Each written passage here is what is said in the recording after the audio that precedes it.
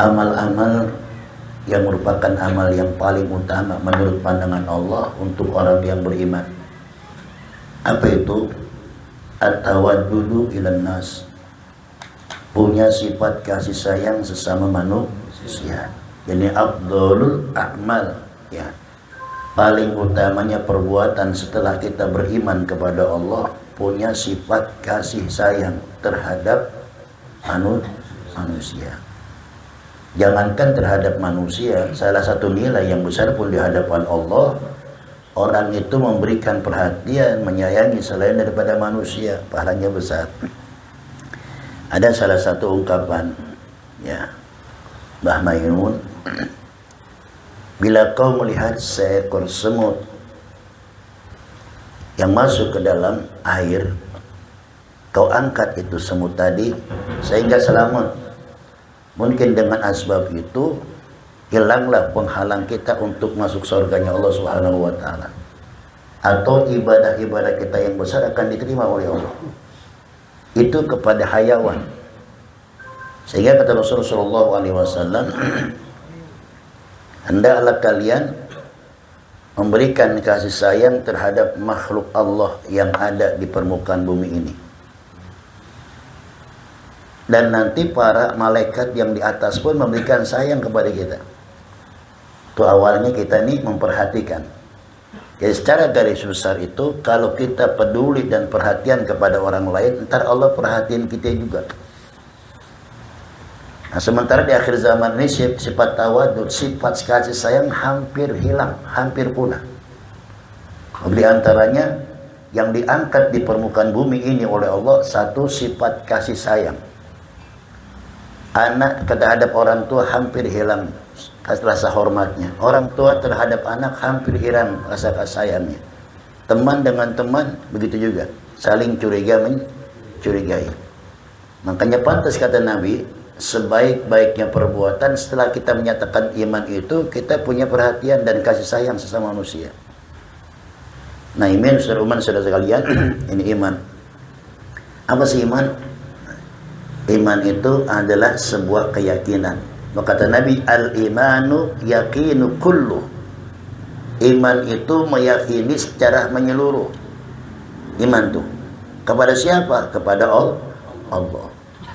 Bagaimana cara kita mengimani kepada Allah secara menyeluruh? Apapun yang dikehendaki oleh Allah, itulah yang terbaik buat kita.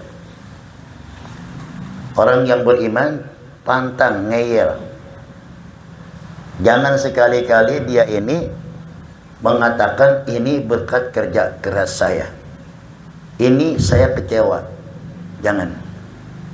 Tidak ada di alam semesta ini buat orang-orang yang beriman rasa kekecewaan kalau Allah sudah tentukan. Gitu ya. Jadi yang baik dan buruknya itu datangnya dari Allah. Maksudnya apa nih? Andaikan suatu saat kita mendapat cobaan, menurut pandangan kita buruk, ya, menurut pandangan kita buruk, tapi itulah Allah telah tentukan. Tidak ada satupun yang tidak ditentukan oleh Allah. Sehingga doanya Nabi Adam alaihissalatu wassalam, Allahumma inni as'aluka imanan yubashiru qalbi wa yaqinan sadiqan hatta a'lama annahu la yusibani illa ma katabta li wa ridha bima qadaita alayya. Ini doanya Nabi Adam. Ya Allah, saya mohon kepadamu ya Allah iman yang berserta dengan hati. Jadi bukan bukan ucapan doang kita beriman kepada Allah, tapi hati kita ragu tentang Allah. Berarti kita iman ucapan tapi nggak yakin dalam hati. Yang saya katakan tadi, bahwa segala-galanya itu aturan Allah jauh lebih bagus. Kalau kita nih selaku manusia pengennya yang bagus apa yang jelek? Umpama perempuan cakep tuh perempuan, ya, kita senang nggak? Dia senang nggak sama kita? Belum tentu, kan gitu. Secara manusiawi pengennya yang cakep, tapi kita ngaca coy.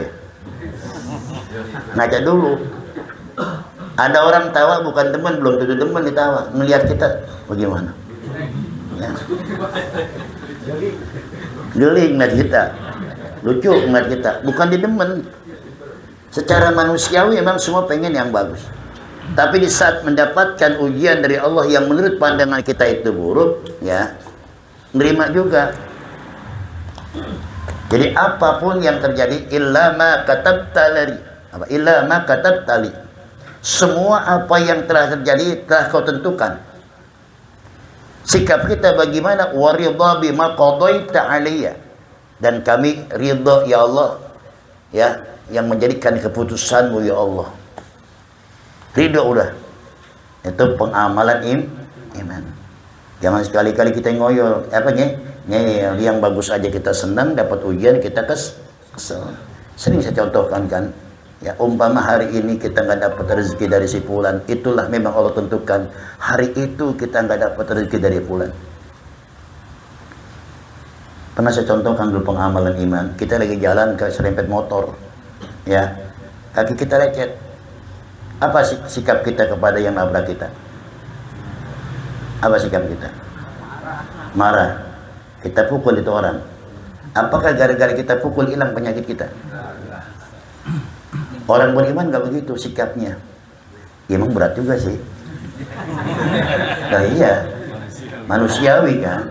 Tapi kalau kita pikir-pikir lagi secara matang, dia nggak mungkin mau nyerempet kita. Kita pun nggak mau diserempet dia. Tapi kepastian dan takdir Allah telah ditentukan hari itu memang kita habis serempet motor. Mau ngomong apa?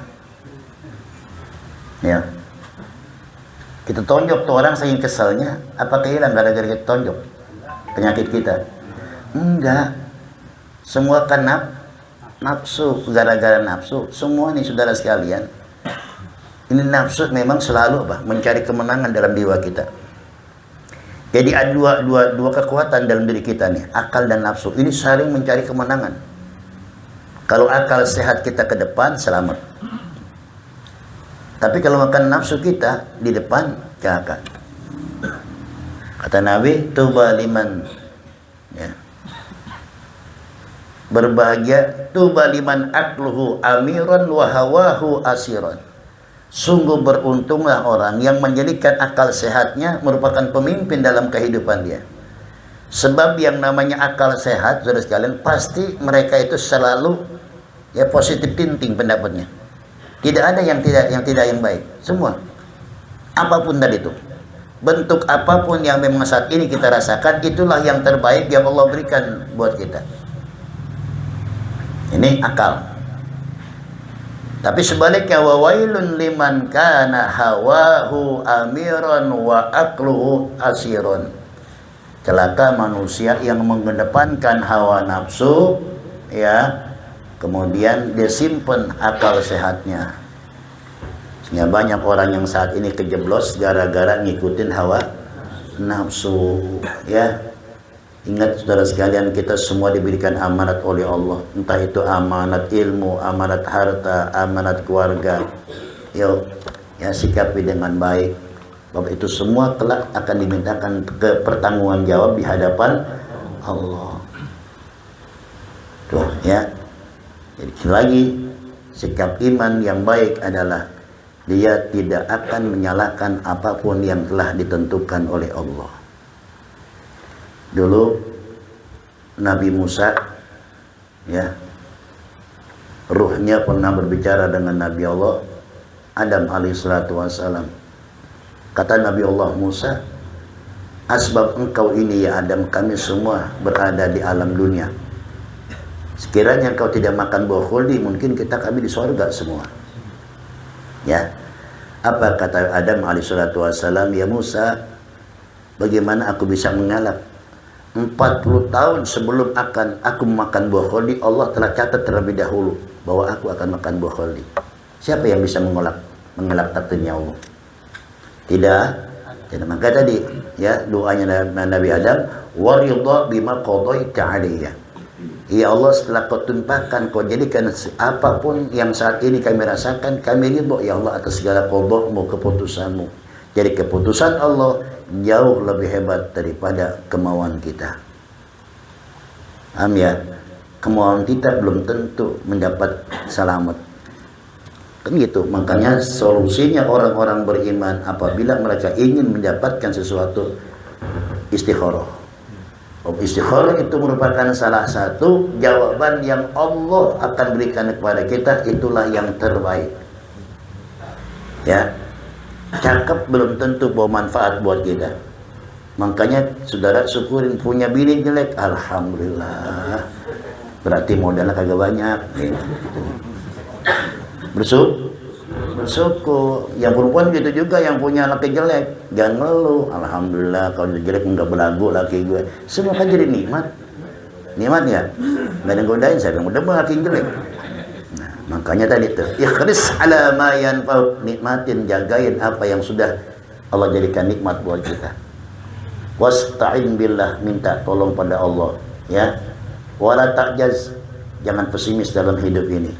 Itulah sikap orang-orang yang beriman. Satu, perhatikan dengan penuh kasih sayang sesama saudara muslim. Jadi tadi kata Mbah Maimun, ya, bila kau melihat semut yang kecil, ya, kau angkat dan kau selamatkan, mungkin asbab itu amal ibadah kita yang besar diterima oleh Allah Subhanahu wa taala. Dan bila kau melihat kayu yang melintang di jalan, kau angkat, kau pindahkan, mungkin dengan asbab kita pindahkan kayu tadi, Allah masukkan surga, tidak ada penghalang buat kita dan keluarga kita. Nah, itu husnuzonnya ke sana, ya. Dah, ini aja, mudah-mudahan bermanfaat. Wallahu a'lam bishawab. Allahu